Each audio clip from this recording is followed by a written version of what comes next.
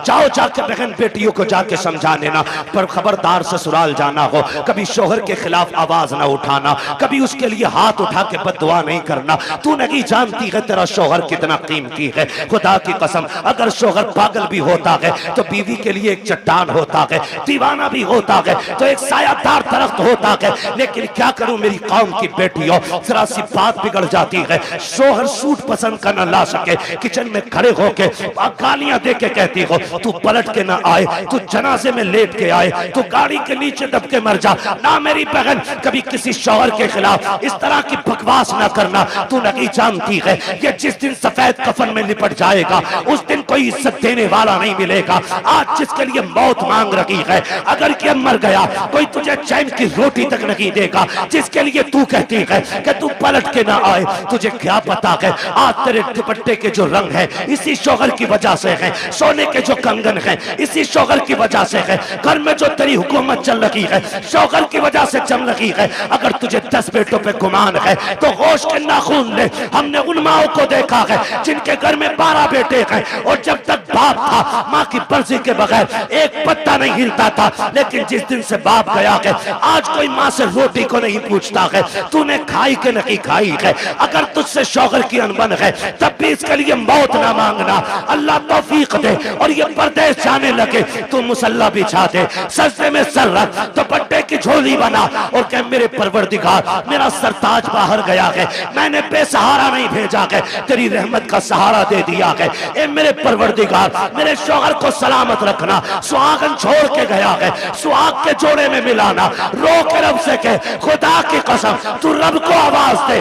मेरा दिल कहता है अगर रब ने सुन ली तो मौत भी उस वक्त तक जुदा नहीं करेगी जब तक परदेश से तेरे शौहर की तेरी मुलाकात नहीं हो जाए। सुभान अल्लाह सुभान अल्लाह सुभान। लेकिन सुनो जमींदारों, सुनो ठेकेदारों, सुनो अमीरों, सुनो बिगड़े हुए लोगों, उन लोगों से बात कर रहा हूं जो रुखसती के बाद बेटी की कान में कहते हैं डरिए मत, फोन कर दिए लल्ला फौरन आएगा।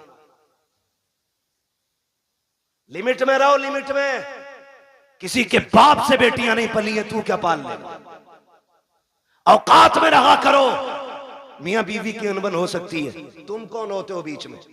हाँ, अगर ज्यादती कर रहा है और उसके शाहिद और गवाह हैं तो फिर बेटी को उस घर में रखना भी जरूरी है।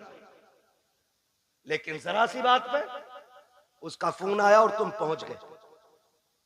पहले तलाकें कम होती थी, बुरा ना मानिएगा, तलाकें कम होती थी और तलाक की नौयत भी होती थी। जिसकी बेटी को तलाक होती थी या तो वो बाप जहर खा के मर जाता था या 8-8 दिन घर से नहीं निकलता। इतने गैरत वाले लोग थे। आज गैरत मर गई मेरी कौम की। आज बेटी को बगल में खड़ा करके बाप चीख के कह रहा डिवोर्स दे, रखनी नहीं तेरे घर में। तू कैसे बोला। वो गैरत कर, शर्म कर। बड़े बड़े बादशाहों से बेटी नहीं रखी गई, तू कौन होता रखने वाला। आज बाप तलाक के लिए खड़ा है, शर्म नहीं आती है मियां बीवी के मसले में टांग अड़ाने में। पता तेरी बेटी ज्यादा अजमत वाली है या मेरे नबी की बेटी ज्यादा अजमत वाली है। कह रहा तुझे पता ना ये मेरी बेटी है, तू लपटंट है, मेरी बेटी है ये। और सुन होगी तेरी अभी उसकी बीवी है, इसलिए आप लिमिट में रहिए। तो कह रहा डरिए मत, फोन कर दिए, चाबी गाड़ी में लगी रहती है, लल्ला किक मारेगा फट से पहुंच जाएगा। क्या करेगा पहुंच के, ज्यादा जाके थप्पड़ मार देगा, गला तो काट नहीं देगा, थप्पड़ मार देगा। शोहर के पास इतनी पावर है, उसने जहां कहा ना 3 तलाक, बेड़ा ही गरक हो जाएगा तेरा। फिर कुछ भी कर लेना, ये लौट के आने वाले जुमले नहीं। इसलिए ये ना कह खड़े, वो कह जो मेरे नबी ने कहा। फरमाया फातिमा अब तक मेरी रजा की फिक्र थी, अब मेरे अली की रजा की फिक्र करनी है। ये मेरे नबी ने बेटी को कह के भेजा। कुछ भी हो जाए मेरा अली रूठना नहीं चाहिए। और तू कह रहा डरना मत, औकात कुछ भी नहीं, 2 मिनट में अंदर करा देंगे। क्या कर लेगा अंदर करा के, बेटी का सुहाग वापस नहीं दिला सकता। और फिर कुट पिटा के बेटी वापस आ भी गई ना तो फिर उसे इज्जत नहीं मिलेगी। इज्जतों के रखवाले बने, रिश्ते बड़े अहम हैं। बेटियों को समझाओ। मौलाना आए थे, तकरीर करके गए और अपनी बीवी को डांट रहा जाके, बीवी को सुधार रहा। हमारा मुआशरा बेहतर इसलिए नहीं हो रहा कि हम ये चाहते मेरी बीवी सुधर जाए, ये कोई नहीं चाहता बेटी सुधर जाए। यहां से जाके बीवी को मत बताना, यहां से जाके बेटी को बताना कि बेटी जब तक जिंदा रहना है कनीज़े फातिमा बन के रहना। सुभान अल्लाह। मेरा चैलेंज है, जब बेटियां सवर जाएंगी तो किसी घर की बहू खराब नहीं हो सकती है। बेटियों को बेहतर करो, बेटियों को। मेरी बहन मुश्किल है जिंदगी का गुजरना शोहर के बगैर। आज बात बात में तलाक चाहिए तुझसे, नहीं। फरमाया गया जो बिला उज़्र शरी के अपने शोहर से तलाक का मुतालबा करे अल्लाह उस पे जन्नत की खुशबू हराम फरमा देता है। क्यों मांग रही हो तलाक? कहा जी मुझे सुख नहीं मिला। किसे सुख कहती है तू? कहा मुझे 10,000 का जोड़ा नहीं मिला। जैसे कल्लन की बीवी के कंगन है वैसे मैंने नहीं पहने, जैसे अच्छन की बीवी का सूट है ऐसा आज तक मुझे नहीं मिला। और तू इसे कहती है सुख, कहती है इसे सुख ये नहीं है, सुख इसे कहते हैं चटनी से मिल जाए शुक्र अदा कर खा के सो जा। अगर तेरा शोहर तुझसे राजी है तो तू सबसे बड़े सुख में है। और तू सोने के लुक में खा, तेरा शोहर तुझसे नाराज है तो तू सबसे बड़े दुख में है, सुख में नहीं। सुख किसे कहते हैं? सुख किसे कहते हैं? सुख ये होता है तुझसे तेरा परिवार राजी रहे। मर जा। कहती नहीं मैं रहना ही नहीं है जी, मैंने इनसे जोड़ा मांगा, इन्होंने मुझसे कहा मेरे पास कुछ नहीं है। मेरी बहन कान खोल के सुन, देख तो सही, अगर दौलत सबसे बड़ी चीज होती तो मेरा नबी सबसे ज्यादा दौलत अपनी बेटी के जहेज में देता। तुम्हें हिसाब देना पड़ेगा। खातूने जन्नत ने इतना सुना, मुसल्ले का कोना छोड़ दिया। कहती है अब्बा मुझे दौलत नहीं, मुझे पैदा करने वाले रब की मोहब्बत की जरूरत है। क्या बात है भाई, जिंदाबाद। इसे सबसे बड़ी अमीरी कहते हैं, इसे सबसे बड़ा सुख कहते हैं। किसे कहते हैं? देवबंद मिल गया देख के दे दी, पैसे वाला था गाड़ी लाया था, यहाँ भी कुछ नहीं, आग लगे तेरे दामाद में। सीधी सी बात है। ओ भाई पैसे देख के दे दी। हुजूर ने जिसके हाथ में हाथ दिया था बेटी का, वो इतना गरीब मक्के का अली है कि जिसके पास मेहर देने का भी पैसा नहीं था, उसके हाथ में। और बेटी से क्या कहा था? फातिमा उस अली के साथ रिश्ता किया है जिस अली से बेहतर जमीन पे तेरे लिए कोई शोहर हो ही नहीं सकता। हो किधर, जा किधर? हजरत आमीना रोई, रोई सैयदा आमीना बेकरार हो गई। मालिक बच्चा आया है लेकिन बाप नहीं रहे। रोई, दुख होता है, दुख होता है। आज सदमे, अल्लाह भला करे हमारी कौम का। और एक हंगामा है मैशर हो तो भूलूं उसको, सैकड़ों बातों का रह रह के ख्याल आता है। हमसे कहा गया सारे मौजूआत पे थोड़ा थोड़ा बोल लेना। भाई चौधरी साहब अगर सारे मौजूआत पे बोलूं तो 3 घंटे चाहिए। एक बात कम से कम इतनी तो की जाए जो उसका समझ में आ जाए कि इसमें क्या नुकसान क्या नफा है। बस आखिरी बात मैं करने लगा हूं, अल्लाह आपको सलामत रखे। टाइम 1.25 घंटे से ऊपर हो गया।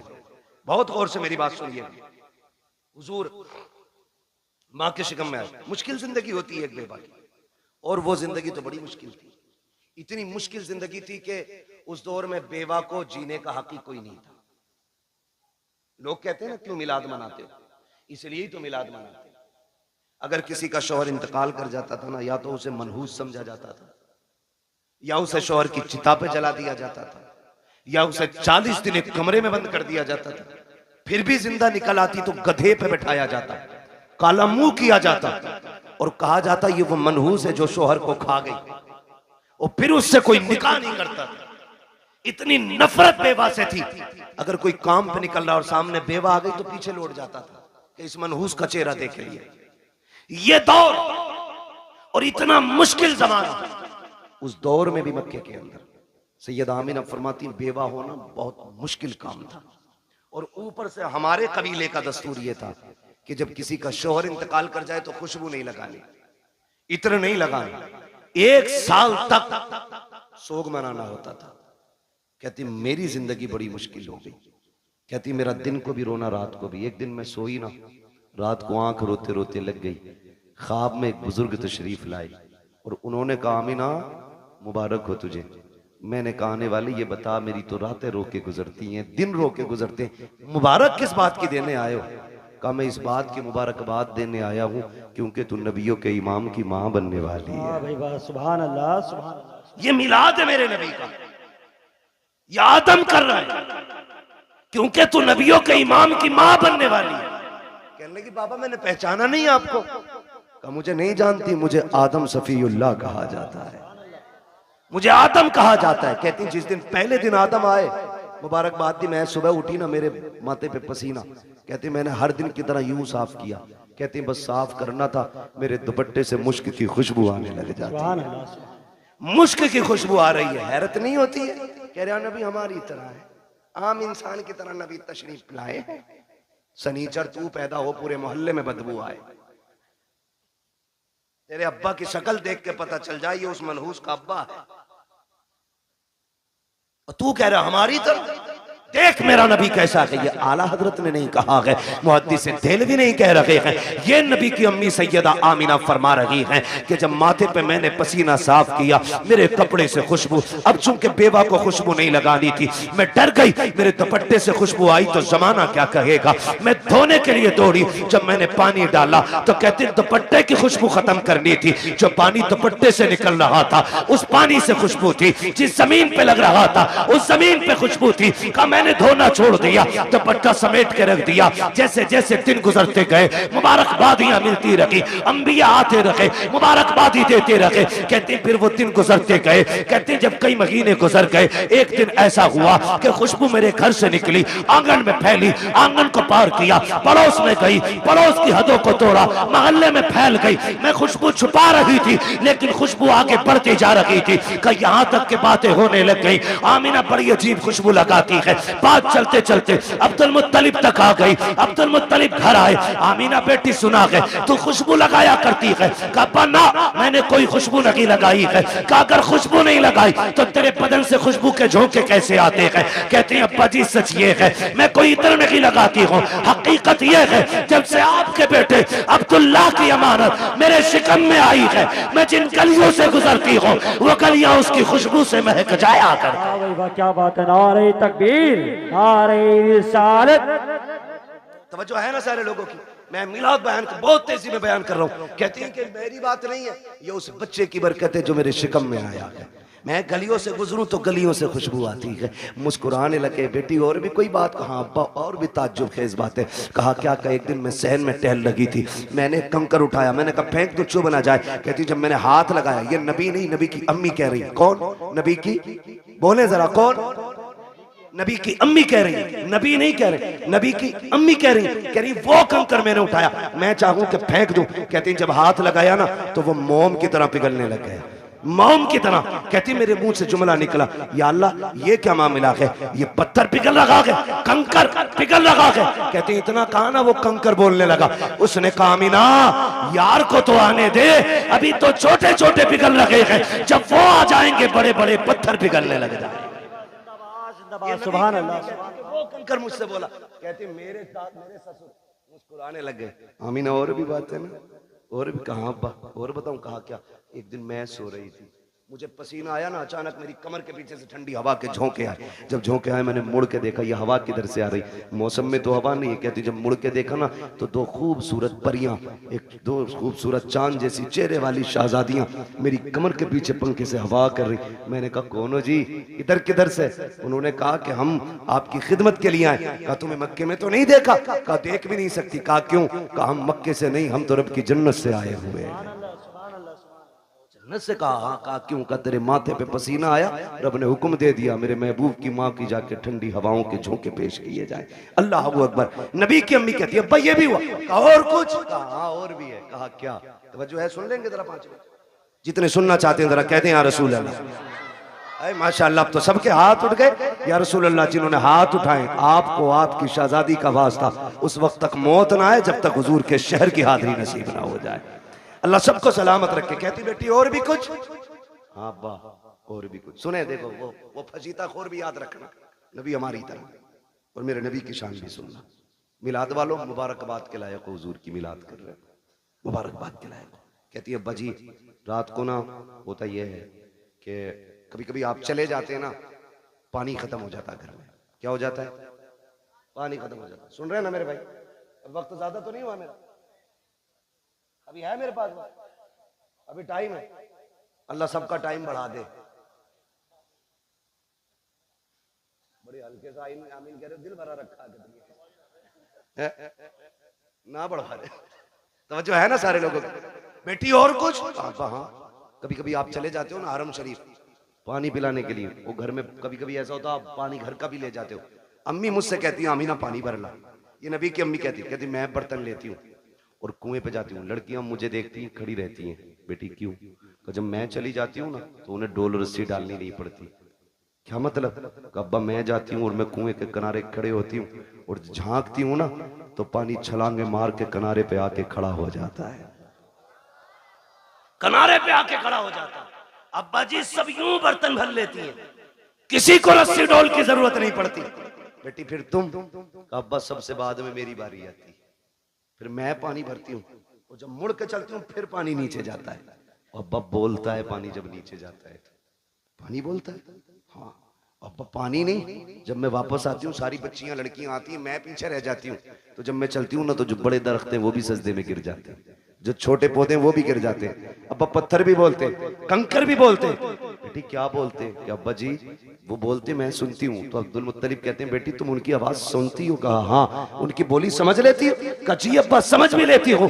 अब जब इतनी बात कही कहते हैं बेटी बताओ ना क्या कहते हैं वो? कहती है अब्बा जी जब मैं चलती हूँ तो कुएं का पानी, दरख्त, रास्ते के पत्थर, कंकर, छोटे बड़े सभी आवाज देते हैं अस्सलातु वस्सलामु अलैका या उम्म रसूलिल्लाह। ए नबी की माँ तुझ पर भी सलाम हो, तेरे आने वाले बेटे मोहम्मद पर भी सलाम। क्या बात है, अल्लाह कलेजा ठंडा हो गया, मुस्कुराने लगे, कहने लगे रब ने मेरी दुआ कबूल कर ली। कहा अब्बा क्या मतलब? का एक दिन तुझे रोते देखा, हरम में गया, मैंने खिलाफे काबा पकड़ के कहा था काबे वाले मुझे तूने और भी बेटे दिए, मेरा एक गया तो मैं सब्र कर लूंगा। आमीना का तो कोई सहारा ही नहीं रहा। ये जो बच्चा आने वाला है ना अल्लाह इसे ऐसा बना देना कि ये मेरी आमीना का सहारा बन जाए। कहते मैंने इतना का आवाज आई अब्दुल मुत्तलिब तू तो आमीना के सहारे की बात कर रहा है, जिसको हम भेजने वाले हैं ना हमने उसे कायनात का सहारा बनाने का फैसला। सुभान अल्लाह सुभान अल्लाह सुभान। कि मैं तभी समझ गया ये बेटा शान वाला होगा। नबी की अम्मी बयान फरमाती है फिर वक्त गुजरता गया, वो रात आ गई जिस रात में मेरा शहजादा आने वाला है, शहजादा आने वाला है। घर सजाए थे आप? सजाए थे भाई? बोले अगर सजाए हो तो सजाए थे कि नहीं? लाइट लगी थी, झंडे भी लगे होंगे, ये तो पहचान है हम सुन्नियों की, है ना? सारी मस्जिदें सजी थी। सुभान अल्लाह। मस्जिदें सजी कोई नया काम नहीं। 12वीं शब आई, रब ने फरमाया जिब्रील जी रब्बे जलील का हुक्म करो कि पूरी जन्नत सजाई जाए। अब बोले जरा सुभान अल्लाह। जो अब तक नहीं बोला मुझे अफसोस रहेगा वो जलसे में आया ही क्यों था। रब ने हुक्म दिया जिब्रील जन्नत सजवाओ। अर्ज करते हैं मालिक जन्नत तो कहते ही सजी सजाई जगह को। फरमाया नहीं और ज्यादा सजाओ ताकि जन्नत को भी पता लगे आज वो आ गया कि जिसके सदके में जन्नत बनाई गई है।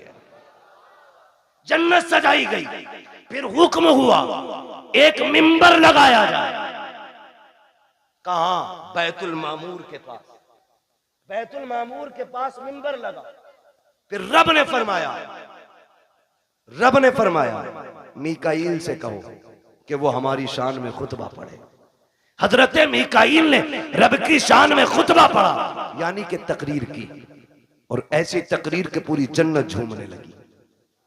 जब तकरीर मुकम्मल हो गई, रब हुक्म क्या है? रब ने फरमाया जिब्रील जी रब्बे जलील कि जिब्राइल, मीकाईल, इसराफील, इजराइल चारों आ जाओ। चारों आगे। मालिक अब का अपने ताबे फरिश्ते 1-1 लाख फरिश्ता लेके आमीना की चौखट पे चले जाओ। अभी नहीं बोलोगे तो कब बोलोगे यार? आमीना की चौखट पे। मालिक करना क्या है?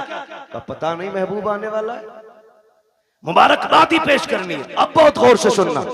इधर सैयदा आमीना कहती है मैं घर में लेटी थी, आज मुझे अब्दुल्ला के ना होने का बड़ा गम था। मैं सोच रही थी काश अब्दुल्ला होते ना तो आज मेरे घर में अंधेरा नहीं होता। बच्चे की विलादत का वक्त है, 4 औरतें मक्के की भी मेरे पास होती, आज मैं तन्हा ना होती। कहती शोहर की जुदाई का गम, ये रुलाने लगा। कहते भी आंसू आंख से निकल के रुखसार तक आया था कि अचानक मेरे घर की दीवारें फटने लग गई।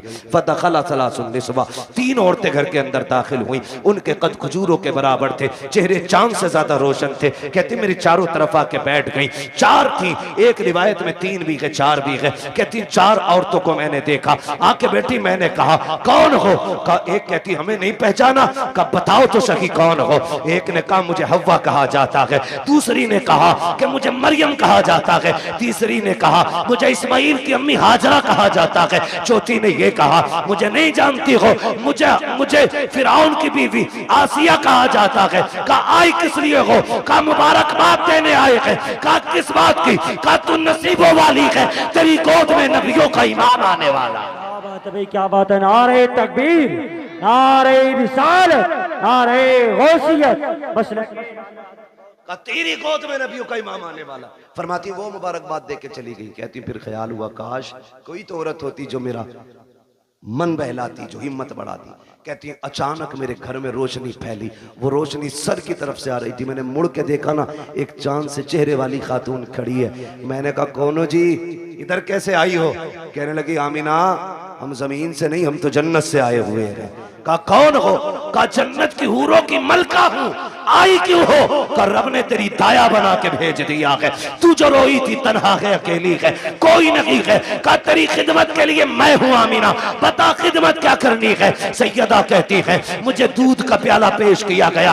आसमान के सितारे इतने करीब मेरे आंगन में आ गए, मुझे डर लगने लगा कहीं ये टूट के न गिर जाए। और वहाबी जी, और देवबंदी जी, और सहारनपुर वालों, और थाना भवन वालों, लगाओ फतवा खुदा पे। ये तो आसमान पे चमकते थे, आज नीचे क्यों आ गए? मशीयत का नकीब कहता है लगाए आसमान पे थे, लेकिन आज महबूब आ रहा है, नीचे उतार के बता दिया आज की रात की जैसी कोई रात नहीं बनाई गई। अल्लाह 12वीं शब में तारे नीचे उतार दे। पेट में दर्द नहीं होता, सुन्नी 2 चिराग जला ले, आग लग जाती है। हाँ तवज्जो है ना सारे लोगों? कहती सितारे नीचे आगे मैं डर गई। कहती फिर मेरे घर में परिंदे आए, इतने खूबसूरत। कहती कुछ परिंदे हरे रंग के थे, सुर्ख चोंचे थी, कुछ ऐसे थे रंग फरिश्तों के, उनके परिंदों के सुर्ख थे, चोंचे हरी थी, उनकी चोंचों में मोती थे, मोती थे मोती। कहते मेरे बिस्तर पे डाले, मेरे आंगन में डाले, मेरा घर नूरून अला नूर हो गया। इधर इधर की तैयारी, उधर देखो जिब्रील को हुक्म दिया लेके चले जाओ 1-1 लाख फरिश्ता आ रहे हैं। कह रहे मालिक इजाजत मिली, आने लगे तो सुनो जिब्राइल, मीकाईल, इसराफील, ये आगे इजराइल रुक गए। तुम नहीं गए? मालिक थोड़ी सी क्लियर करनी है एक बात। कहो क्या बात है? कहा मालिक ड्यूटी बड़ी सख्त है, मुझे तूने मलकुल मौत बनाया और ड्यूटी इतनी है कि मेरी ड्यूटी इतनी सख्त है कि मौत ना 1 मिनट पहले आ सकती ना बाद में आ सकती। मैं चला गया, मेरी ड्यूटी का क्या बनेगा? आज भी मुझे कितने बच्चों को माओ की गोद से लेना, कितनी औरतों को बेवा बनाना, कितने बच्चों को यतीम करना, कितने घरों का सहारा मुझे उजाड़ना। मालिक बताना मैं गया ड्यूटी का क्या बनेगा? रब ने फरमाया मलकुल मौत जानते हो कि नहीं? कहा क्या रब जलील बताना। रब ने फरमाया सुनो, जब तुम किसी माँ का लाल लाते हो तो माँ तड़पा करती है, किसी बच्चे से बाप लेके आते हो तो बच्चे दीवारों से लग के रोते हैं, किसी घर का सहारा लेते हो तो बेटियां तड़पती हैं, किसी औरत का सुहाग लेके आते हो औरतें रोया करती हैं। जानते हो मलकुल मौत आज हमारा महबूब आने वाला है और हम नहीं चाहते हैं किसी के घर से रोने की आवाज आ जाए, इसलिए जाओ आज हमने मरने वालों को जिंदगी बख्श दी है और हमने तुमने महबूब की खुशी में तुम्हारी भी छुट्टी कर डाली। आज मरने वालों को भी जिंदगी की खैरात मिली।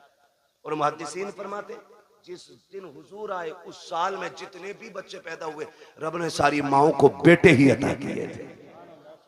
महबूब की खुशी ने रब ने पूरी कायनात में बेटे बांट दिए। मौलवी बिरयानी बांट दे तो कहता है शिरक, अल्लाह ने तो बेटे ही बांट दिए। पूरी कायनात को बेटों का तोहफा दिया रब ने। कितने दिन तक? 1 साल तक बेटे ही मिलते रहे सब। तवज्जो है सारे लोगों की? बात खत्म करने लगा हूं बस। कहती है ना फिर सारे फरिश्ते आ गए और फरिश्ते कह रहे मालिक अकेले अकेले जाना? कहा नहीं आज जुलूस लेके जाना है। और एक दूसरे को मुबारकबाद देते हुए जाना, फरिश्ते एक दूसरे को मुबारकबाद देते हुए आ रहे। इधर कहती हैं, फरमाती हैं ना, फिर मेरी बारगाह में दूध का प्याला पेश किया गया, एक प्याला पेश किया गया, था कैसा? कहती हैं शहद से ज्यादा मीठा, मुश्क से ज्यादा खुशबूदार, दूध से ज्यादा सफेद और बर्फ से ज्यादा ठंडा। कहती मैंने घूट पिया, कहती हैं जब घूट पिया मेरे दुख तकलीफें सारी खत्म हो गई। फरमाती हैं फखरजा मिन्नी नूर, फिर मेरे बदन से नूर निकला। हैरत की बात है ना, नबी की अम्मी तो कहती है मेरे बदन से नूर आया गए, वहां भी कहता नबी हमारी तरह गए। आला हजरत ने क्या गलत कहा? तेरी नस्ल पाक में गए, बच्चा बच्चा नूर का, तू है ऐने नूर, तेरा सब कराना नूर का। कहती फिर नूर निकला। वो कहती जब नूर आया ना, मैंने देखा मेरा शहजादा कैसा है, देखूं तो सही, हर माँ चाहती है मेरा बेटा कैसा है, आंख कैसी है, नाक कैसी है, कान कैसे। कहती मैंने भी देखना चाहा। कहती जब लम्मा नजर तू, जब मैंने अपने बेटे को देखा, कहती मकहूलन, पहली नजर मेरी उसकी आंखों पे पड़ी तो मेरे लाल की आंखों में सुरमा लगा हुआ था, मदहूनन, बालों में तेल लगाए हुए हैं, मगसूलन, गुस्ल करके आ रहे हैं, मुअत्तरन, मुअत्तरन, खुशबूदार पैदा हो रहे हैं। फरमाती है ताहिरन, साफ आ रहे हैं। कहती मकसूरन, नाफ कटा हुआ है, मखतूनन, खतना शुदा पैदा हो रहे हैं। अगली बात कहती है आते ही मेरे लाल ने काना साजिदा, सजदे में सर रखा, मैंने कान लगा के सुना, मेरा बेटा कह रहा था रब्बे क़ब्ली उम्मती, रब्बे क़ब्ली उम्मती। जमीले कादरी कहते हैं रब्बे क़ब्ली उम्मती कहते हुए पैदा हुए। रब ने फरमाया कि बख्शा अस्सलातो है जी। रुक के आखिरी बात कह के बात खत्म कर लूं, इंशाल्लाह कभी जिंदगी रहेगी यहाँ से आगे की बात तो फिर बयान कर लेंगे। लेकिन शर्त ये भाई, नीचे करो थोड़ा सा, टाइम से नंबर दे, 11 बजे माइक दे देना और 12 बजे अपना ले लेना, ठीक है? इंशाल्लाह कभी टाइम से गुफ्तगू होगी। हुजूर तशरीफ लाए, कायनात मुस्कुराने लगी, बातें बहुत सी हैं। हुजूर आ गए, हुजूर आए, इधर मेरे हुजूर ने सजदे में सर, उधर काबा झुक गया। आला हज़रत फरमाते हैं जिनके सजदे को महराब काबा झुकी, उन भवों की लताफत पे, जोर से, उन भवों की लताफत पे लाखों सलाम। और फरमाते हैं पतली पतली गुले कुद्स की पत्तियां, उन लबों की लताफत पे लाखों सलाम। ये क्यों झुक गया काबा, ये क्यों आ गया रुकू में, क्यों सजदे की तरफ दौड़ा? आवाज आती बरेली से हाजियो आओ, शहंशाह का रोजा देखो, काबा तो देख चुके, काबे का, काबे का काबा देखो। हुजूर आए, कायनात मुस्कुराने लगी। हुजूर मुहद्दिस देलवी फरमाते हैं जिस जमीन पर हुजूर की विलादत का तज़किरा होता है, अल्लाह 1 साल तक उस जमीन पे अपने करम की बारिशें फरमाता है। जिस मोहल्ले, जिस बस्ती में हुजूर की विलाद होती है ना, अल्लाह 1 साल तक उस बस्ती से मुसीबतों को दूर फरमा दिया करता है। इतनी बड़ी बरकतें हुजूर की विलादत के तज़किरे की हैं। आला हज़रत फरमाते हैं हश्र तक डालेंगे हम पैदाइश मौला की धूम,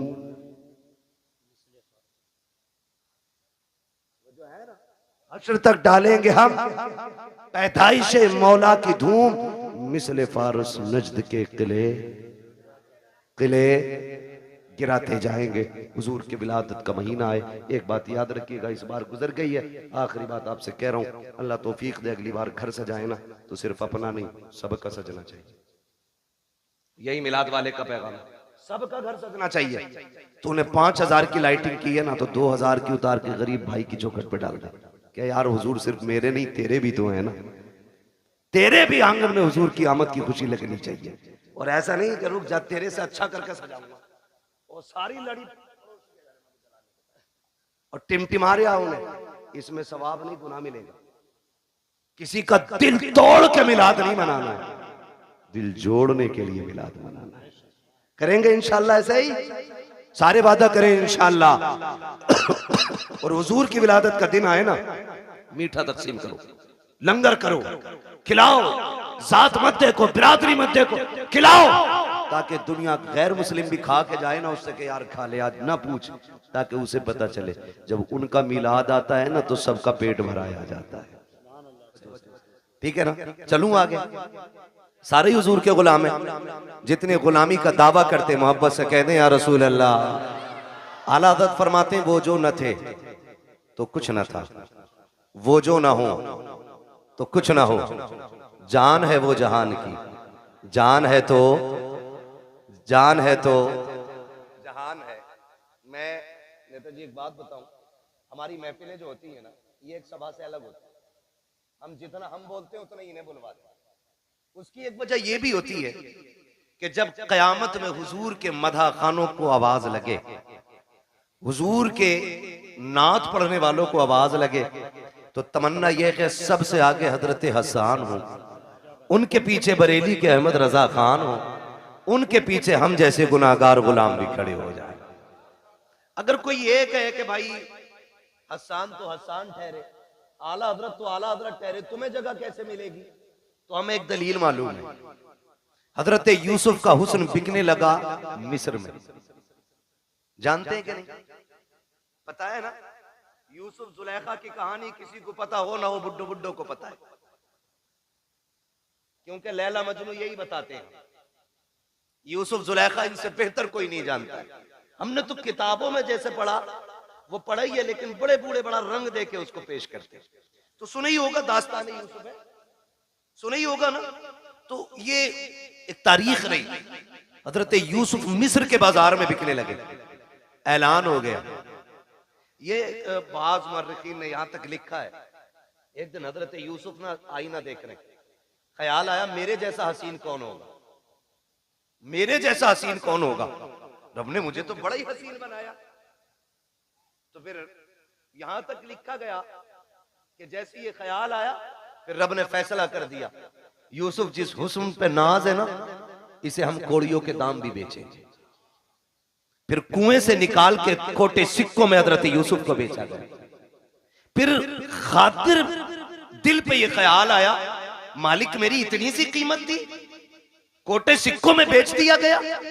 कहा यूसुफ दिल थोड़ा न कर, अब तेरी बोली मिस्र के बाजार में लगवा के दिखाए। फिर रब ने मिस्र के बाजार में यूसुफ की बोली लगवाई। फिर कीमत कितनी थी, कभी खोटे सिक्कों में बेचा और कभी मिस्र के बाजार में खड़ा हुआ यूसुफ। ऐलान हुआ कीमत क्या है, कहा जिसके पास जो हो सारी दौलत लेके आ जाए, जो सबसे ज्यादा दौलत लेके आएगा वही यूसुफ को लेके जाएगा। सारे अमीर अपनी सारी दौलत लेके आ गए। मिस्र के बाजार में यूसुफ का हुस्न तोला जा रहा है, भीड़ लगी है देखने वालों की, खरीदार कम तमाशाई ज्यादा। जो भीड़ लगी थी वो चारों तरफ थी। अचानक पीछे से शोर हुआ, हटो बचो हटो बचो। लोगों ने मुड़ के देखा क्या हो रहा है, देखा एक बूढ़ी औरत आ रही, और बूढ़ी औरत ने ना, वो देखे होंगे चरखे ना, चरखे देखे नहीं, ये बड़े बूढ़ों के तो दौर में रहे हैं, मैं बच्चों से जवानों से पूछूं, देखे ना चरखे, रुई काटने वाले। तो उस औरत ने ना वो रुई काटा हुआ धागा बगल में रखा था। वो करी हटो बचो, का किधर, का सुना के आज यूसुफ की बोली लग रही, मैं भी खरीदने आई। किसी ने देखा क्या लेके आई, ये है ना मेरे पास धागा, कितना है, का 5 सेर रुई पूरी तोल के उसको धागा बना के लेके आई। 5 सेर रुई का धागा है। किसी ने कहा फिर, कहा मैं लेके आई हूं, यूसुफ खरीदूंगी। हंस के कहने लगा तू खरीदेगी? वो देख अजीज़े मिस्र की सारी दौलत पल्ले में चढ़ गई है, हीरे जवाहिरात से यूसुफ को तोला जा रहा है, फिर भी दौलत पूरी नहीं डाल रही है, तू धागे से तोलेगी? उसने कहा हटकर पगले, जाने तो दे। कहा करेगी क्या? कहा उस लाइन में तो जाके खड़ी हो जाओ जिसमें यूसुफ के खरीदार खड़े हैं। कहा किस लिए? कहा जब यूसुफ के खरीदारों का कयामत में तस्करा होगा और नाम लिया जाएगा, तो जहां से मिस्र की गिनती लगेगी वहां उस धागे वाली का भी नाम आ जाएगा। जहां उनके खरीदारों में दौलत वाले आएंगे वहीं धागे वाले भी खड़ी हो जाएगी, ताकि ये तो पता चले जहां दौलत वाले यूसुफ से प्यार करते थे वहां ये गरीब बूढ़ी भी मेरे यूसुफ से प्यार करती है। भाई क्या बात है, नारे तकबीर, नारे रिसालत, नारे गौसियत, मसलके आला हजरत, नारे तकबीर, नारे रिसालत। तवज्जो है सारे लोगों की। तो इसलिए आपसे भी कहा जाता आप भी पढ़ लिया करें, और शुक्र है रब का हमारे सुनने वाले भी हुजूर की नात पढ़ते हैं। वो जो न थे तो, वो जो ना हो तो, वो जो ना हो तो, आप किस मिट्टी के बने हैं? मैं कुर्सी इधर कर लूं? अगर आप बोल सकते हैं तो बोलें, वो जो न थे तो, वो जो ना हो तो, जान है वो जहान की, जान है तो जहान है। मैं एक बात कहूंगा, मेरा नबी पूरी कायनात के लिए रहमत बन के आया, पूरी कायनात, सिर्फ मुसलमानों के लिए नहीं, पूरी कायनात के लिए। चरिंद परिंद दरिंदे सारे लोगों के लिए मेरा नबी पूरी कायनात के जर्रे जर्रे के लिए रहमत बन के आया। होना तो ये चाहिए था कि हर कौम हर बिरादरी की छत पे मेरे नबी की आमद पे झंडा लगना चाहिए था। आप कहें कैसे? हुजूर तो हमारे। सुने, आप दुनिया देख लें और उसूल देखें। मैं पूरे चैलेंज के साथ कहता हूं, आज किसी घर में अगर बेटी मुस्कुराती है ना तो वो एहसान मेरे नबी का है।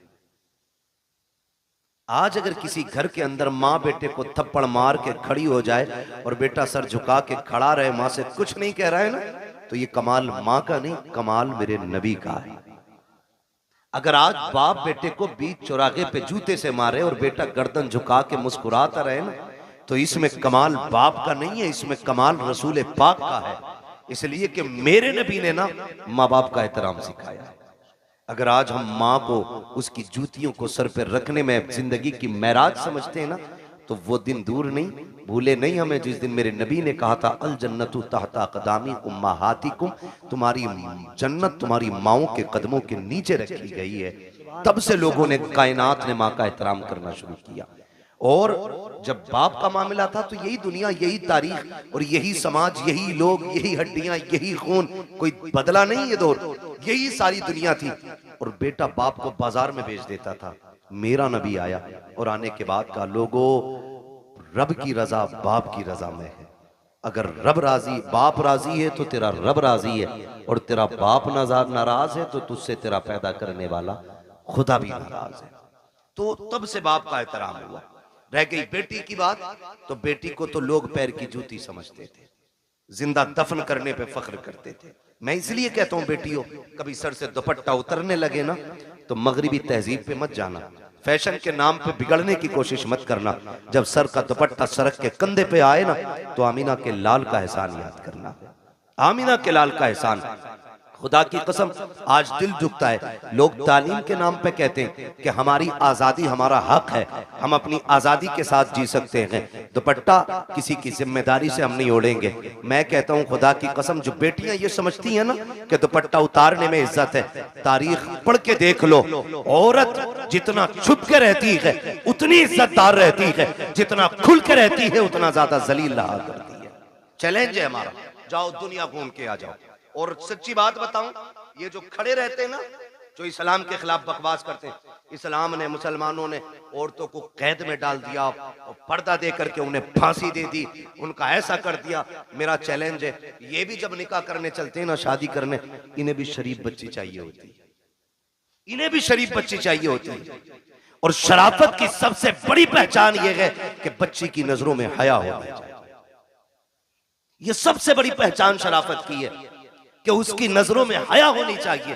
कितना बड़ा दाग लगाने की कोशिश की जाती है कि इस्लाम ने औरत को पर्दे में डाल के ना उसकी जिंदगी को लिमिटेड कर दिया, उसके अधिकार, उसके हुकूक छीन लिए, और ये कहते हैं कि औरत का बराबर हक है मर्द के साथ। क्या बराबरी का हक है?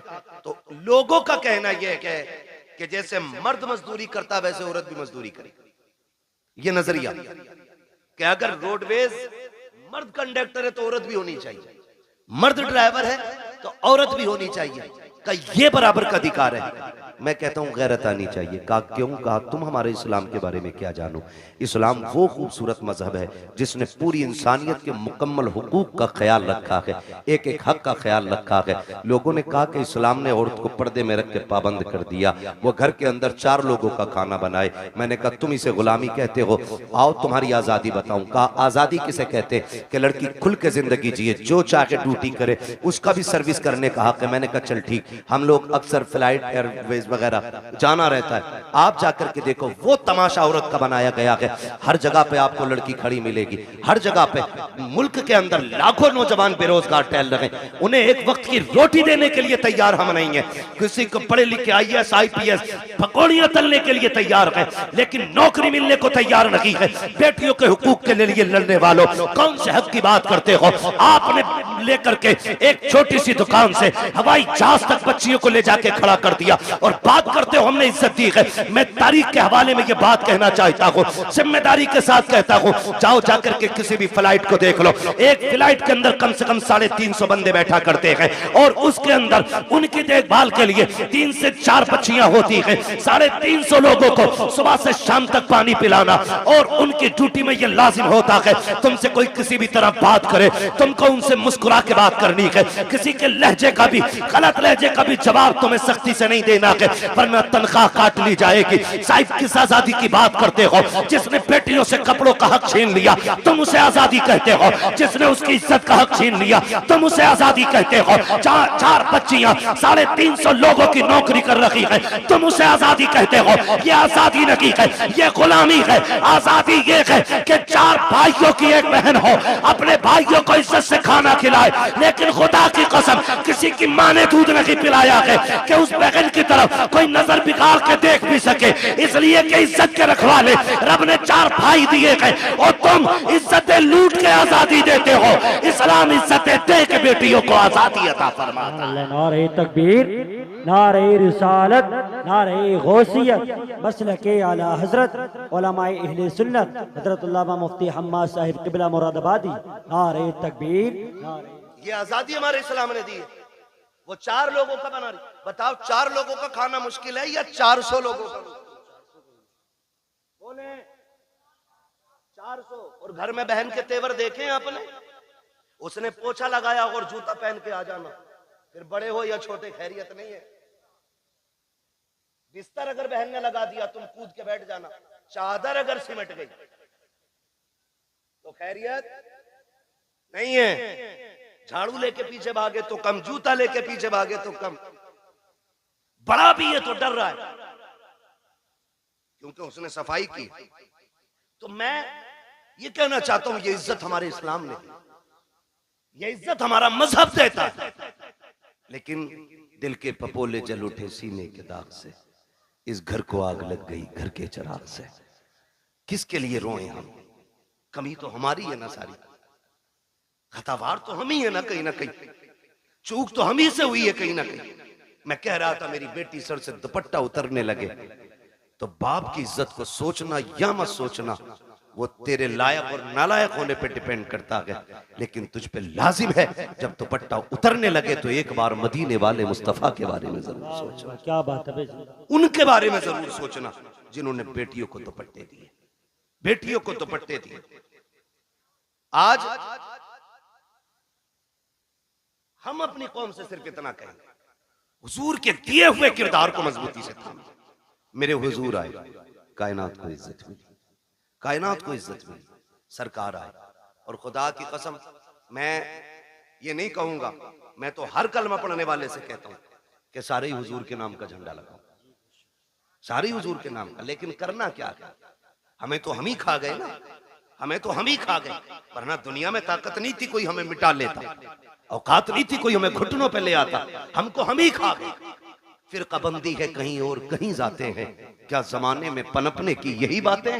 ये डॉक्टर इकबाल ने बहुत पहले कहा था, एक कलमा पढ़ने वाला झंडा लगाता है तो दूसरा कलमा पढ़ने वाला क्या कहता है? ये शिरक है। इससे शिरक भी आज तक कहना नहीं है। छोटे भाई का पजामा, बड़े भाई का कुर्ता, आके कह रहा शिरक। क्या शिरक है? कि झंडा नहीं लगना चाहिए। क्यों भाई? कि हुजूर के जमाने में झंडे नहीं लगे। वो गैरत कर भाई, पढ़ के किधर आए? हुजूर आए तो जिब्रील 3 झंडे लेके आए, 3 झंडे लेके आए। मैं झंडों पे भी बात करूंगा, लेकिन मैं समझाना चाहता हूं यहां किसी भी बिरादरी का बंदा बैठा है, मैं कहता हूं बिरादरी रख के हुजूर का गुलाम बन के सुने। हुजूर आए, झंडा किसी ने लगा दिया, पेट में दर्द क्यों? ओ भाई किसी झंडे पे पंजा लगा है, कौन सी पार्टी का झंडा है? बोले यहां क्यों नहीं बोल रहे? जिसके घर में चूहे अजान दे रहे वो भी दुकान पे बैठ के देश चलाता है। हाँ, बीबी ने नमक मंगाया था, पैसे नहीं थे, लेकिन आके दुकान पे टांग रख के बीड़ी लगा के कह रहा किसकी बन रही है? अगर किसी जान पहचान के ने कह दिया फलां की बन रही है, कह रहा चुप कर, 70 उसकी आ रही है। जिनसे घर नहीं चलता वो देश चलाने की बातें बैठ जाते हैं। बताइए जरा, इतनी तो पहचान होगी। पंजा लगा तो किसका झंडा? जोर से, ये बच्चे बोल रहे हैं, बड़े बड़ो गैरत करो, किसका झंडा? और साइकिल देखी तो, मैं प्रचार नहीं कर रहा हूं इलेक्शन का, मैं कुछ बताना चाहता हूं कुछ। किसका? हाँ यही है, बच्चों को तुमसे ज्यादा नॉलेज होनी चाहिए। साइकिल किसका निशान बना? अच्छा हाथी लगा देख लिया तो बसपा, और अगर फूल बना देखा तो बीजेपी। अच्छा किसी के मकान पे ये झंडा अगर लगा है, समझो है ना, ये झंडा अगर लगा है तो जिस पार्टी का झंडा होगा देखने वाला समझ जाएगा कि जिसका झंडा उसी का बंदा है ना। यही होता है क्या नहीं? मिसाल के तो बस अब समझे, इस बात से मैं समझाना चाहता हूं। झंडे से एतराज क्यों? हर पार्टी का अलग झंडा, हर कौम का अलग झंडा, हर मजहब का अलग झंडा है। अब जरा सोचिए, साइकिल देखी समाजवादी का कहलाया, पंजा देखा कांग्रेस का कहलाया, हाथी देखा बसपा वाला कहलाया, कमल देखा बीजेपी वाला कहलाया। अगर विलादत का झंडा देखेगा तो कोई मोहम्मदी नहीं कहलाएगा। बताओ तो सही, अगर साइकिल लगा के तुम समाजवादी वाले हो सकते हो तो विलादत का झंडा लगा के तुम्हें मोहम्मदी होने में क्या परेशानी होती? क्या बात है भाई, जिंदाबाद जिंदाबाद।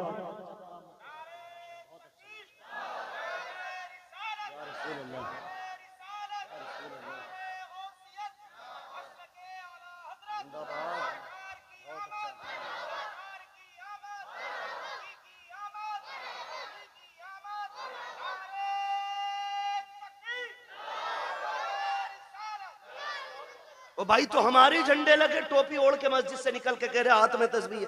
अजीब मक्कार लोग हैं, तस्बीह भी नहीं रुकती, जीभ भी नहीं रुकती।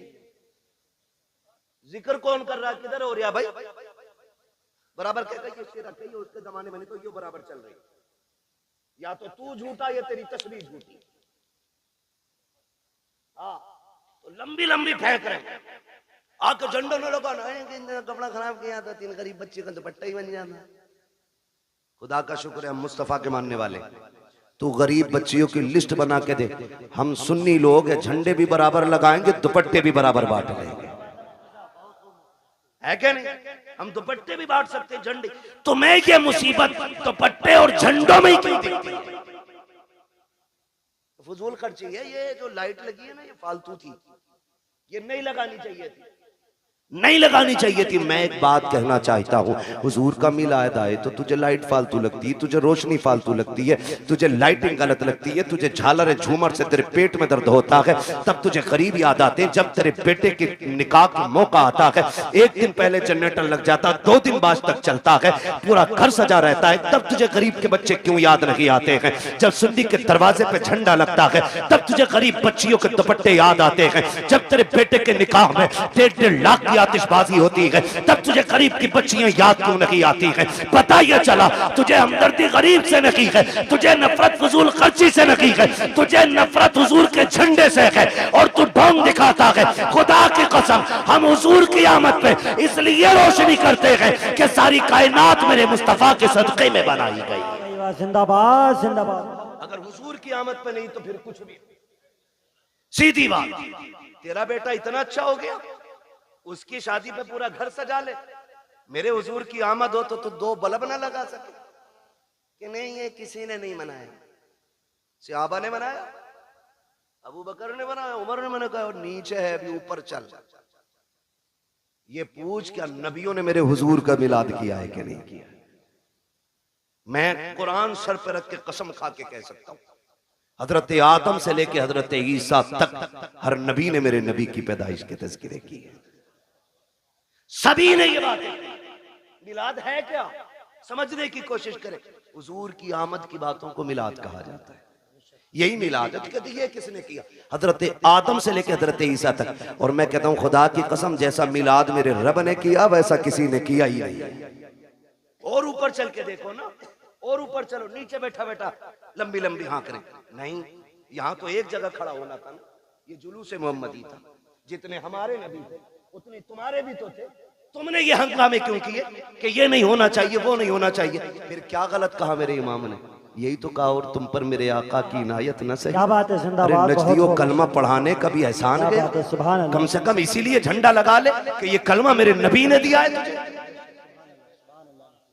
बताओ तो सही हमें, 2 अक्टूबर को छुट्टी नहीं होती मुल्क में, क्यों होती है? बोले अल्लाह के बंदो, कभी गए हो नहीं स्कूल, पढ़े हो कभी? गांधी जयंती होती है नहीं, इसलिए गांधी जी की वजह से 2 दिन की छुट्टी रखते हो। 26 जनवरी, 15 अगस्त ये हमारे मुल्क के बड़े दिन है, इन दिनों में छुट्टी होती है। अगर मुल्क के बड़े दिनों में छुट्टी होती है तो फिर क्या कायनात के बड़े दिन की छुट्टी नहीं मनाई जा सकती? जिंदाबाद जिंदाबाद। बहुत और खुल के मैं अगली बात करूं, सारे मैं समझ सकता हूं अक्सर पढ़े लिखे लोग हैं, अब तो तालीम से सबका ताल्लुक है, और ना हो तो बच्चे पढ़ाओ जरूर। मारेरा शरीफ का एक नारा लगता है, आधी रोटी खाएंगे बच्चों को, ये हमारी मारेरा शरीफ का नारा है, ठीक है? वो ऐसी खानकाह है जिस घर का बच्चा बच्चा IAS IPS BUMS MBBS सब आला मयार के गद्दी नशीन लोग हैं, वो खाली तस्वीर लेके नहीं बैठे, काबिल लोग हैं वो कहते हैं आधी रोटी खाएंगे, ये कहो 3 रोटी खाएंगे, बच्चों की कमाई खाएंगे। ये हालात है। लल्ला जा, भूरा गया कमाने, तू भी लग जा। भूरा तो गया, पप्पू भी लगा दिया। हाँ, और फिर जब यही बड़े हो के जराइम की दुनिया में कदम रखते हैं ना, कहते हैं मौलवियों ने बेड़ा गर्क कर दिया, फिर जिम्मेदार मौलवी हो जाता है। इमाम साहब समझाया नहीं था जुम्मे में, तू 18 साल बिगाड़ने में लगा है, इमाम 18 मिनट में संभाल देगा। मेरी समझ में ये जादू नहीं आती। आप अपने बच्चों को बचपन से वक्त दे, उनके 1-1 मिनट का हिसाब लें। हम बड़ी आजादी से जी रहे हैं। मैं चैलेंज के साथ कहता हूं, सबसे ज्यादा रात को जागने वाली हमारी कौम है, और सुबह को सबसे देर तक सोने वाली हमारी कौम। पूरा हिंदुस्तान का सर्वे कर लो, जबकि सबसे पहले हमारी कौम को उठना था। हम लोग रातों रात के मुसाफिर हैं। जब हम रात में जाते हैं ना, अगर 11 बजे भी चौक में लोग बैठे, हम समझ जाते हैं मुसलमानों का गांव है। हाँ, और अगर 4 बजे अगर लोग ना रोड पे निकल मिल जाएं दौड़ते हुए, हम समझ जाते हैं ये गैर मुस्लिमों का गांव है। क्योंकि हमारी कौम तो 11 बजे उठेगी नहीं, क्योंकि 2 बजे तक तो PUBG खेला होगा मेहनत से, उसमें अब्बा का नाम रोशन करना है। 11 बजे उठेगा, 11 बजे आंखें मसल के जाके दुकान का शटर खोले, एक गिराहक नहीं आता शाम को, कह रहा डोरी दे दो, गिराहक नहीं आया। बरकत तो मनहूस तू खा गया। मेरे नबी ने कहा था, या अल्लाह मेरी उम्मत के सुबह के वक्त में बरकत अता फरमा। मैं चैलेंज के साथ कहता हूं, सुबह ईशा पढ़ के, रात को ईशा पढ़ के सो जाओ, फजर उठ के पढ़ लो, और उठने के बाद थोड़ा कुरान पढ़ो, थोड़ी सी आप वजीफा पढ़ लो, और उसके बाद उठ के सीधे दुकान पे चले जाओ। तुम 10 बजे का इंतजार मत करो, तुम 10 से पहले पहले दुकान खोलो। जब तक लोग दुकान पे पहुंचेंगे, अल्लाह तेरी झोली में तेरी रोजी डाल चुका होगा। तरीके ही हमारे गलत है, तरीके ही हमारे गलत है। शिकारी भी शिकार करने जाते, रात भर आके पड़ते, तब जाके शिकार मिलता है। दुकान पे 12 बजे जा रहे हैं, तो बदले अपने रवैये। तो ये हमारी कौम की कंडीशन है, सबसे बाद में सोना और सबसे बाद में उठना। बुरा ना मानिएगा, एक से कहने लगे साहब बच्चे को नहीं डांटते आप, उसने पता क्या कहा, क्या वो सुनता ही नहीं। तुम बात करियो, हमने कहा अल्लाह क्यों 2 बजे तक PUBG खेल रहा, कहीं पागल हो गए, तो कह रहा 1 बजे तक तो मेरे अब्बा भी चलाते मोबाइल। अब बताओ सुधरेगी ऐसे कौन? एक कहावत है बड़े बूढ़ों की, खरबूजे को देख के खरबूजा रंग बदलता है। तो ऐसे हालात बनाओ आप कि आपके बच्चे एक दूसरे को देख के पढ़ें, आगे बढ़े। एक कह रहा PUBG में तू कहां पहुंच गया, तो बता रहा मैं वहां पहुंच गया, तो अपना आप और उससे आगे जा रहे। गलत नहीं कह रहा हूं। 9-9 साल के इतना बड़ा मोबाइल लिए नाली पे मिलेंगे बैठे हुए, नाली पे। भाई इसको उधर घुमा दो थोड़ा सा, इसकी हवा नुकसान दे रही है। नाली पे बैठे मिलेंगे मेरी कौम के नौजवान, नालियों पे बैठने की उम्र है। पढ़िए, आगे बढ़िए। उसके बाद कहते अरे नेताओं ने बेड़ा गर्क कर दिया, इनसे बारिश नहीं करी, मेरी तो नौकरी लग रही थी, मैं तो डॉक्टर बन जाता, मास्टर बन जाता। जो कौम घूस दे के पास होती है ना, वो कभी कामयाब नहीं हुआ करती है। मेहनत करो, खुद एड़ियां रगड़ो, और जो एड़ियां तुम्हारी रगड़ी जाएंगी, जो उससे पानी निकलेगा, खुदा की कसम वो चश्मा तुम्हारी आखिरी सांस तक चलता रहेगा। गलती तुमने ये की है, दूसरे के कंधों पे चले हो। काश अपनी जिम्मेदारी लेके आगे बढ़ते, खुद मेहनत करते। अगर अगर तुम्हारे अंदर काबिलियत होती, किसी की माँ ने दूध नहीं पिलाया था, तुमसे हक छीन लेता, जो हकदार होता है उसे हक हर हाल में मिल के रहा करता। बेशक सुभान अल्लाह। नारे तकबीर, नारे रिसालत, मसलके आला हजरत, नारे तकबीर। पढ़ोगे इंशाअल्लाह? कितनी जोर से इंशाअल्लाह कह रहे हो, अल्लाह तुम्हारी इंशाअल्लाह में बरकत दे दे। हाँ तो भैया देखो, सीधी सी बात है, मैं आपको एक बता दूं, सुनना बहुत गौर से मेरी बात। एक है कानून कुदरत और एक है कानून फितरत।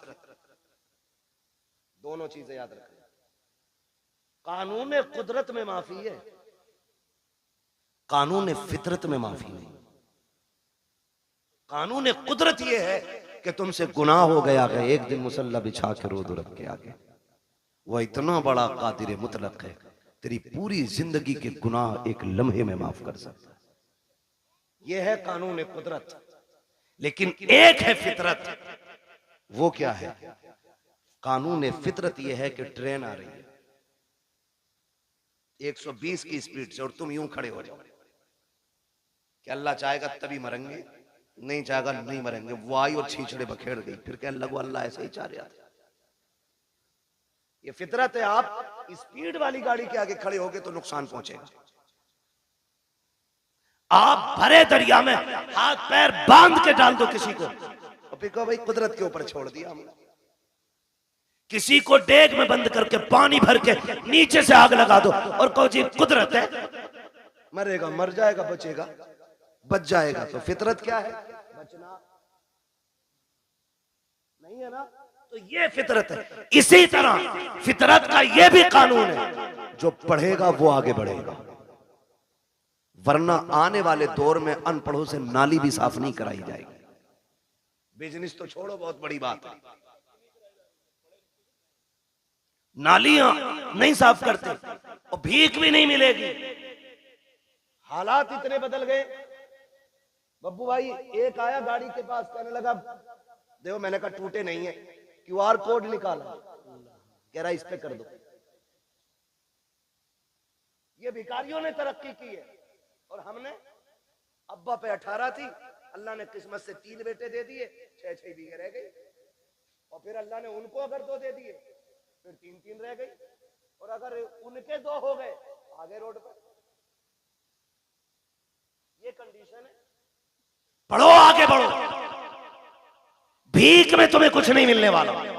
हक के लिए लड़ना पड़ता है, लड़ना पड़ता है। और तुम्हारी क़ियादत नेता नगरी, अल्लाह तुम्हें सलामत रखे, लाल रुमाल डाल के ना ऐसा बना फिर जा मंत्री। चले जाइए थाने को, थाने वालों ने सबसे ज्यादा उसे ही पूछा। उसे पता है ना ये खाली 4 लोगों का ही नेता। ये भी जानते हैं जिसके पीछे 4000 आदमी होंगे उसको इज्जत मिलेगी, जिसके पीछे 4 आदमी होंगे उसे इज्जत नहीं मिलेगी। तो 4 का ना बन, 4000 का बन। क़यादत कर, मजबूत कर, चोली और आंख में चोली खत्म कर, शान का कायद बन। कायद देखना है तो देख मेरे नबी के उमर को, जब कुर्सी पे बैठा तो शेर बकरी भी एक जगह खड़ी थी।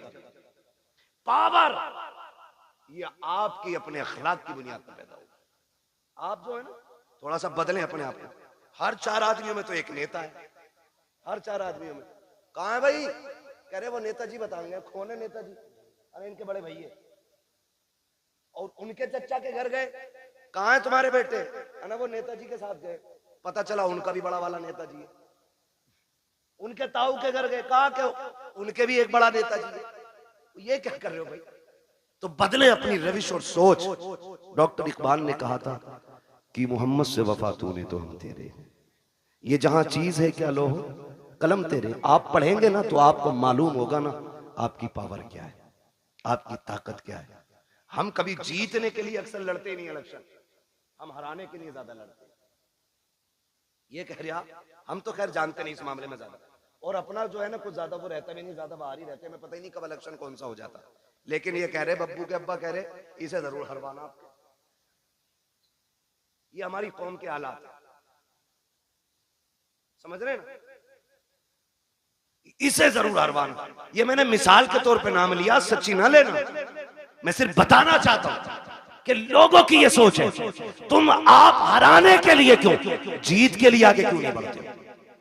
जीत के लिए आगे बढ़ो, अपना हक हासिल करो। आपका एक नुमाइंदा अगर बीच चौराहे पे खड़ा हो जाए, कहते जो ये कहे वो हम कहेंगे, खुदा की कसम औकात नहीं है किसी की। अगर एसएसपी भी आके तेरे गांव के जेब कतरे को ले जाए, खुदा की कसम ये जो घरों में आग लगती है या तो तेरी लगाई है या मेरी लगाई है, आज भी वक्त है, इत्तेफाक पैदा कर लो, एक जगह खड़े हो जाओ। किसी की माँ ने दूध नहीं पिलाया है, कोई तुम्हारा बाल बेका भी करके दिखा। क्या बात है भाई, जिंदाबाद जिंदाबाद। यही सोच मेरे नबी ने तुम्हें दी। बट गए कितने सारे, इतने बढ़ गए, एक ही घर के अंदर ना दो पार्टी है, अब्बा किसी को वोट दे रहा, बेटा किसी को दे रहा, बीवी तीसरी पार्टी में। हाँ, खुदा की मिला ना विसाले सनम ना इधर के रहे ना। तो ऐसा मसला भाई, मैं प्रचार नहीं, मैं सिर्फ आपकी सफों में प्यार पैदा करना चाहता हूं। इसकी वजह से नफरतें पैदा नहीं होनी चाहिए। हाँ, इलेक्शन कोई हारे कोई जीते, छुट्टी इमाम साहब की ना, कुछ नहीं। मस्जिद मस्जिद है, ये अल्लाह का घर है, आके कह रहे निकालो, क्योंकि पिछले जुमे में मुझे सुनवाई आई थी, इन्होंने कही थी कलुआ कोई दियो सारे वोट, इमाम को पता ही नहीं कलुआ कौन था, वो छुट्टी हुई ना। हमारा दीन है, हम अपने दीन को खालिस रखें। मस्जिद में आए, इमाम से कहें वो तरीका बता जिस तरीके से मेरा नबी खाना खाता है, वो तरीका बताओ जिस तरीके से मेरा नबी पानी पीता है। हम इसीलिए तो हुजूर का मिलाद मनाते हैं, क्योंकि हुजूर आए तो खुदा की रहमतें बरसने लग गई, हुजूर आए तो कायनात मुस्कुराने लग गई। और हुजूर का मिलाद तो सबसे पहले मेरे रब ने ऐलान किया, हुजूर की विलादत की खुशखबरियां कायनात में मेरे रब ने फैलाई हैं। आप तारीख का ये बाप पलट करके देखिए, हर बंदा ये सोचता, मैं आपको समझाना चाहता हूँ, खुदारा सुने बहुत गौर से। आज ना बड़ी आसानी से जब देखा ना कि दामाद मालदार है तो नसब नहीं देखा, जात नहीं देखी, मजहब नहीं देखा, जाके ना हम डायरेक्ट बेटी डाला है। भाई मजहब तो देख लेता, देखता ये अकीदा है कि बद अकीदा है कि खुश अकीदा है। हम कुछ नया मौलाना पैसे वाला था इसलिए लड़की दे दी, लड़की सुकून से रहेगी। नहीं मेरे भाई, तूने बेटी जहन्नम में झोंक दी है, क्योंकि ये 60 साल फाके से भी कट सकते हैं, लेकिन मरने वाली बात की जो जिंदगी है वो बड़ी मुश्किल हो जाएगी। वो 60 साल की नहीं, वो दायमी जिंदगी है। इसलिए खुदा के वास्ते पैसा देख के बेटी ना दिया करो, दीन देख के बेटी दिया करो, इसलिए कि पैसे के बगैर गुजारे हैं, लेकिन दीन के बगैर गुजारा नहीं हो सकता है। आज मेरी कौम कितनी आसानी से बर्बादी के दहाने पर है, हम आपस में बर्बाद होते जा रहे हैं। हुजूर से सच्चा प्यार क्यों नहीं करते हो? कई बार हमें भी कमेंट किया जाता है, मौलाना वहाबियों ने क्या बिगाड़ा है। मैं कहता हूं खुदा की कसम, जितनी जमीन हमारे बाप की कल थी उतनी आज भी है और उतनी कल भी रहेगी इंशाअल्लाह। हमारी न किसी ने छीनी है, न हमने किसी वहाबी से छीनी है, न किसी वहाबी ने हमारी बैंड काटी है। का झगड़ा किस बात का है? मैंने कहा झगड़ा सिर्फ इतना है, ये बेगैरत ये कहते हैं कि नबी के माँ बाप जहन्नमी है माज़अल्लाह। मुझे ये बताओ, जिसकी गोद में ऐसा शहजादा आया हो, जिसके सदके में रब ने जन्नत बनाई है, उस माँ को जहन्नम में कैसे डाला जा सकता है? हमारा झगड़ा तो इस बात का है, इन्होंने नबी के माँ बाप को जहन्नमी कहा। सुनो, हमारे बाप को कोई गाली दे हम बर्दाश्त कर सकते हैं, खानदान को कोई गाली दे हम गवारा करेंगे, मेरे नबी को कोई गाली दे ये गवारा नहीं किया जाएगा। उनके माँ बाप को कोई बुरा भला कहे ये गवारा नहीं किया जाएगा, इसलिए कि हमारा ईमान ये है, जमीनो जमा तुम्हारे लिए, मकीनो मका तुम्हारे लिए, चुनीनो चुना तुम्हारे लिए, बने दो जहां तुम्हारे लिए, हम आए यहाँ तुम्हारे लिए, उठे भी वहां तुम्हारे लिए। भाई नारे तकबीर, नारे रिसालत, नारे गौसियत, मसलके आला हजरत हजरत अल्लामा मुफ्ती हम्माद साहिब किबला, नारे तकबीर, नारे। ये हमारा नजरिया भाई, हमारा कोई झगड़ा नहीं, सिर्फ इतना झगड़ा नबी के माँ बाप को जहन्नमी कहते। वो खुद मेरे नबी क्या फरमाते? आका फरमाते, लोगों आदम से लेके अब्दुल्लाह तक जितने पुश्तों में मेरा नूर गया वो सारे शान वाले लोग थे। जितने रहमों से मैं गुजरता रहा वो सारे रहम अजमतों वाले। मेरे नबी ने गोया बताया कि मेरे नसब में जितने मर्द और औरतें आती हैं अल्लाह ने सबको इज्जत वाला बनाया है। ये मेरे नबी का ऐलान है। और खुदा की कसम मेरे महबूब का नूर देखे, अल्लाह ने महबूब के नूर को बनाने के बाद ज़मीन व आसमान, जन्नत दोज़ख बनाए। फिर तख्लीक इंसानियत का जो मसला आया है ना, जो मसला आया है, हजरत आदम को सबसे पहले रब ने बनाया। किसको बनाया? जोर से। हजरत आदम का पुतला बनाया गया। जब वजूद तैयार हो गया, उनका वजूद तैयार, लोग कहते हैं कि इंसान पहले बंदर था। अजीब तहकीक के लिए घूम रहा है। जो बंदर की औलाद है वो बंदर कह रहे हैं अपने आप। हम तो आदम की औलाद है, इसलिए आदमी है। ठीक है जी। हजरत आदम को बनाया, पहला इंसान हजरत आदम बने। जब पुतला तैयार हो गया ना, तो अल्लाह ने हुक्म दिया, रूह को जाओ अंदर चली जाओ। रूह अंदर गई ना, लौट आई। रब ने फरमाया वापस क्यों आ गई? उसने कहा इसलिए आ गई कि अंदर दिल नहीं लग रहा था। मेरे नबी की शान मुलाहिजा करें कि अंदर दिल नहीं लग रहा था। फिर रब ने फरमाया अच्छा। फिर रब ने महबूब के नूर को हजरत आदम के वजूद में रखा। फिर जब रूह को हुक्म दिया अब जा, रूह गई तो अब निकलने का नाम नहीं ले रहे। कहा क्यों? कहा अब मेरा दिल लगने लगा है, क्योंकि इस वजूद में तेरे महबूब का नूर मौजूद है। हुजूर का नूर ना आदम अलैहिस्सलाम के वजूद में पहले पुश्त में रखा गया। जब पुश्त में था तो सारे फरिश्ते हाथ बांधे रहते। फिर वो नूर मुंतकिल करके पेशानी आदम में आया तो फरिश्ते सामने आ गए।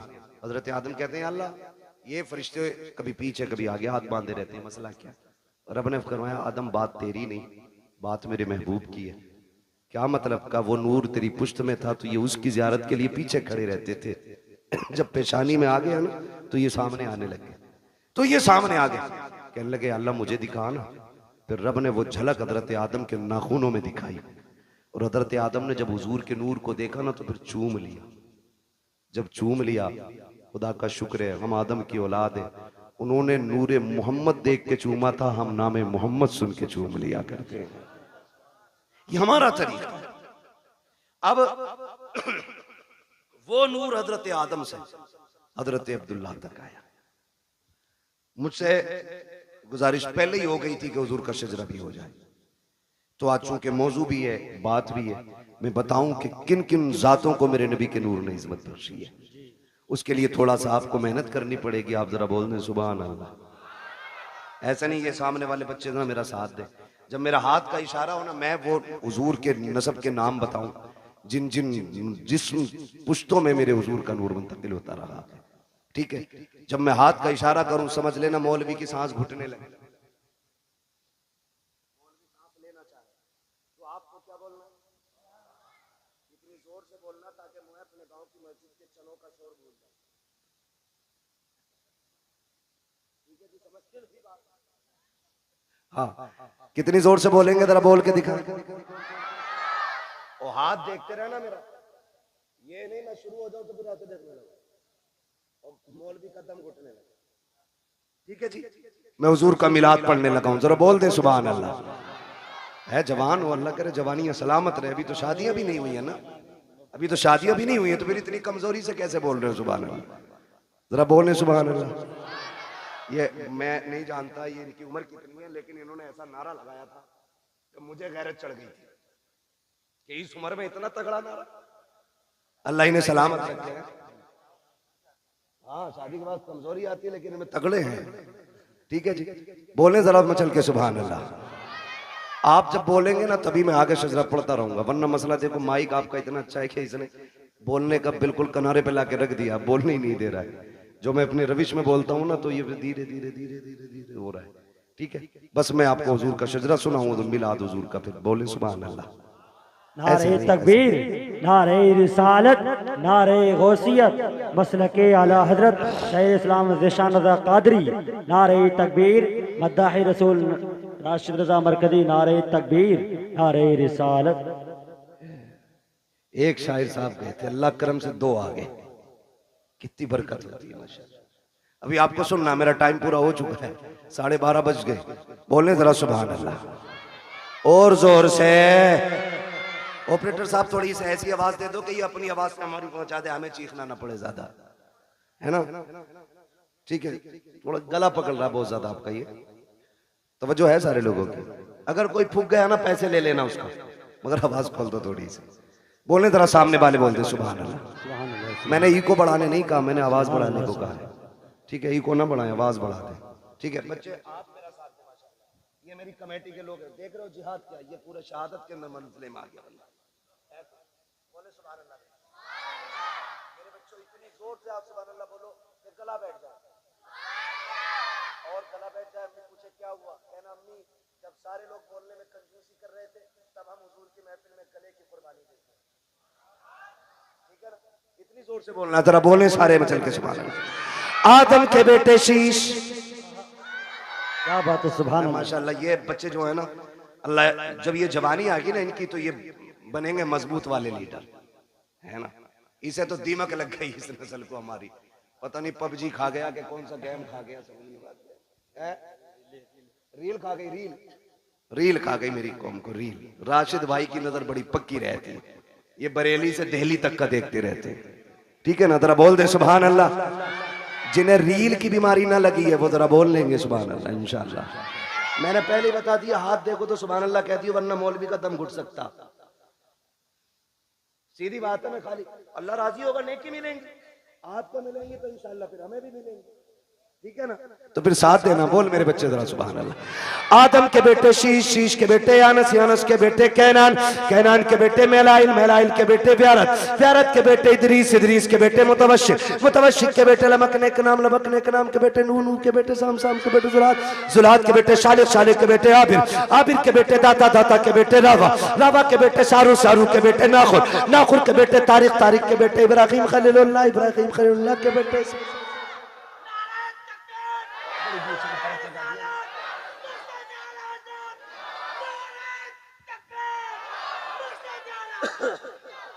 है जी, अल्लाह सलामत रखे। दीवाना इसे ही कहते हैं, दीवाने को तहकीर से दीवाना ना कहो, दीवाना बहुत सोच के दीवाना बना है ना। कहीं भी नारा मार दिया मसला कोई नहीं है, लगा तो कम से कम ऐसे हो। दानिश्वरों से बेहतर ही है दीवाना जो अपने आप को बहुत बड़ा अक्लमंद समझ के बैठे हुए हैं। अल्लाह आपको सलामत रख के बात समझे आएगी तो फिर बोलेंगे सुभान अल्लाह, वरना ये मेरे आगे के लोग काफी हैं, मैं इन्हें देख के पूरा जलसा कर जाऊंगा। बोल दो जरा सुभान अल्लाह। आदम के बेटे शीश, शीश के बेटे यानस, यानस के बेटे कैनान, कैनान के बेटे मेलाइल, मेलाइल के बेटे व्यारत, व्यारत के बेटे इदरीस, इदरीस के बेटे मुतवशिक, मुतवशिक के बेटे लमकने के नाम, लमकने के नाम के बेटे नूह, नूह के बेटे शाम, शाम के बेटे जुलाद, जुलाद के बेटे शालिक, शालिक के बेटे आबिर, आबिर के बेटे दाता, दाता के बेटे रावा, रावा के बेटे सारू, सारू के बेटे नाखुर, नाखुर के बेटे तारिक, तारिक के बेटे इब्राहिम खलीलुल्लाह, इब्राहिम खलीलुल्लाह के बेटे इस्माइल ज़बीहुल्लाह, इस्माइल ज़बीहुल्लाह के बेटे केदार, केदार के बेटे अवाम, अवाम के बेटे अमल, अमल के बेटे साबित, साबित के बेटे सलमान, सलमान के बेटे रहीसा, रहीसा के बेटे इलियासा, इलियासा के बेटे औद, औद के बेटे हव्वा, हव्वा के बेटे अदनान, अदनान के बेटे मोइद, मोइद के बेटे नदार, नदार के बेटे मुदर, मुदर के बेटे इलियास, इलियास के बेटे मुदरिका, मुदरिका के बेटे खदीमा, खदीमा के बेटे किनाना, किनाना वाह भाई वाह, सुभान अल्लाह। खदीमा, खदीमा के बेटे किनाना, किनाना के बेटे नदर, नदर के बेटे मालिक, मालिक के बेटे फार, फार के बेटे गालिब, गालिब के बेटे लुई, लुई के बेटे काब, काब के बेटे मुर्रा, मुर्रा के बेटे किलाब, किलाब के बेटे कुसै, कुसै के बेटे अब्दे मनाफ, अब्दे मनाफ के बेटे हाशिम है, हाशिम के बेटे अब्दुल मुत्तलिब है, अब्दुल मुत्तलिब के बेटे अब्दुल्लाह है, अब्दुल्लाह के बेटे मुहम्मदुर रसूलुल्लाह। क्या बात है भाई, नारे तकबीर, नारे रिसालत, नारे गौसियत।